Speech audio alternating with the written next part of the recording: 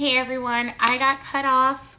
But yeah, I'm 295.6. Just to get this cleared up, I'm 295.6. It's point 0.4 higher than the lowest I've ever been since I've been on this journey. Just to give you an idea, a handful of days ago, I was weighing close to 305. Okay. I in the previous video, I talked about the supplements I have taken. I want to talk about a few other things that I have done. One of those things is this tea, right? Well, two teas. One is Versana brand spearmint tea. Okay, Versana brand spearmint tea. This has been super, super helpful. It's supposed to be really good for you if you have PCOS. I have PCOS, okay? I had it before everybody else had it, okay, baby? I'm 42 years old. I have been battling with PCOS, and I mean that figuratively, but I mean before it became like more, like now a lot more people know what the hell PCOS is. A lot more women are being diagnosed. I meant that figuratively, but saying that I've had it for over 20 years, that I've known something was seriously wrong with me because I would have these nonstop bleeding episodes where my period would not end. Okay, that was what my PCOS looked like. And they put me on birth control to control it, and then after a while it didn't help anymore, and plus I was like I couldn't breathe. I felt like I was having a heart attack, and they told me never take birth control again. Okay, so anyway, on that note, spearmint tea is supposed to be really good for you. Please do your research, but this is what I drink pretty regularly, and especially like since I've lost this like 8 or 9 pounds or something, I've been drinking spearmint tea. And also I add a bag of Trader Joe's green tea. Okay. Ooh, I thought it was empty. I got 2 bags left just to, so you see, like, you know, okay. I drink my tea, okay? I don't just spill it, I drink it too. Anyway, this container is newer, so it's more tea bags in this one, sorry. This one is newer. But anyway, yeah, so I drink that pretty much every day, like a cup or 2 every day, and I reuse the same 2 tea bags most of the time if there wasn't too much of a gap between the first cup. Anyway, snacks, really quickly. Okay, so when you're trying to lose weight, and especially, okay, just to be clear here, I am insulin resistant, I have PCOS, I am pre-diabetic, okay, those things, okay? If you can relate, if you snack on something, I would choose something quote unquote low carb to snack on. I'm not telling you to do low carb. I'm not doing low carb.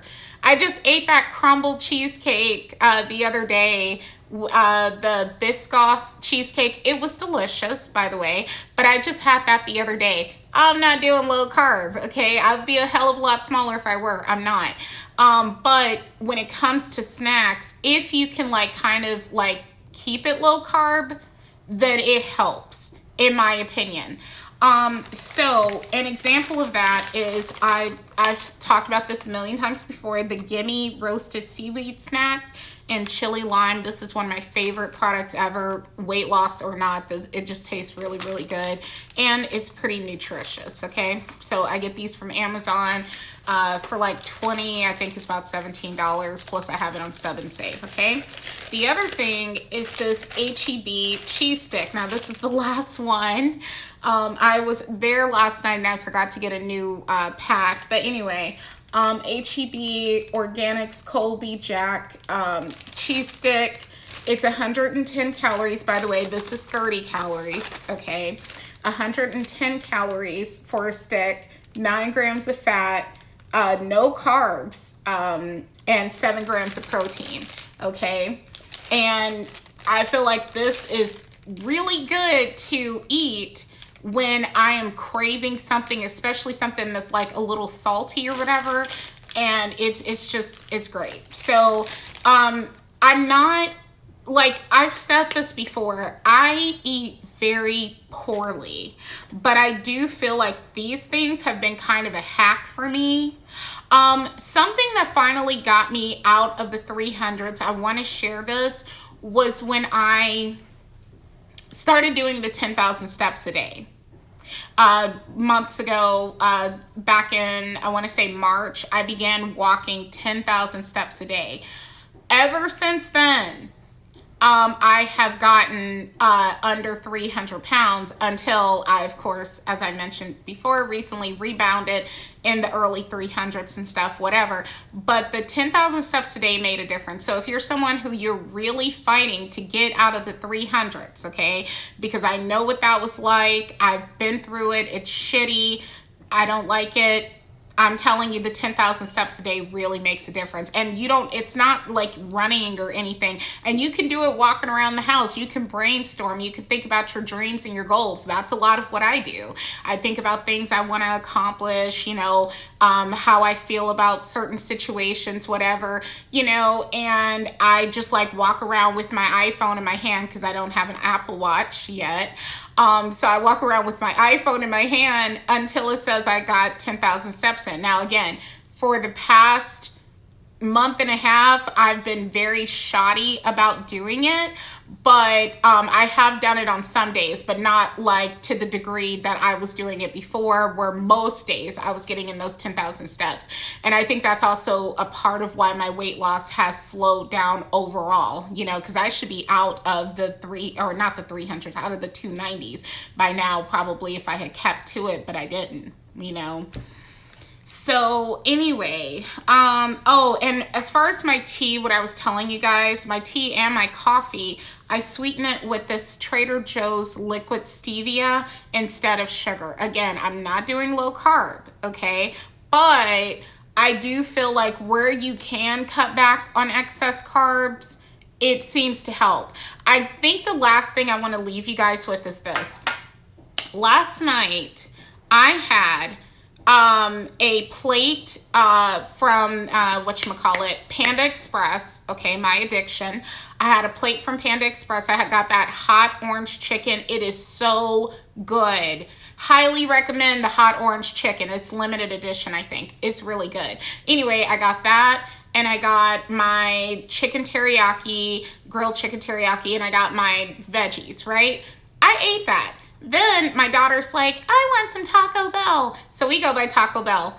Now when I go by Taco Bell, I can't help but to get the loaded nachos, but I get it without the beans. I have a horror story about that. I'll tell another time, but I don't get it with the beans. I like beans. I don't get that with the beans, okay? So anyway, I get it without the beans, everything else the same. It's got a little guacamole and I think mild sauce or something on it. I don't know. It's good, okay? And it's like $2.99 here, whatever. So I ate those nachos last night. And I had a nutritional bar. I ate all this food, the Panda Express plate, the nachos, and I had one of those Nugo bars. And today I'm smaller than I was when I went to sleep. Okay, now, but I'm actually defeating the purpose of what I was going to tell you, because that's actually pointless to what I was going to say. What I've noticed is that if I stop eating a while before I go to sleep, that also helps with weight loss. Like, timing seems to matter. I believe it matters because it gives your body more chance to burn the calories versus if you eat and then you immediately go to sleep. You don't give your body those same opportunities to burn the calories. But if you eat and then you're walking around and you're doing things, you give your body more of an opportunity to burn the fuel. So I think that's why that is. But so that story from last night was arguably, unless my point was just to tell you that look at how shitty I eat, then that was kind of like a pointless story now that I think about it, because I did go to sleep pretty soon after that. So that was kind of pointless. But I mean, overall, I noticed that it does help me lose weight if I stop eating a while before I go to bed. So anyway, this is part 2 of the cheat codes. The reason why they're broken up is because I'm wearing a filter because your girl looks really rough right now. I'm actually about to eat some rotisserie chicken with a few slices of bread and a pack of Chick-fil-A barbecue sauce if I can find it. So anyway, thank you for watching. Take care. Mwah.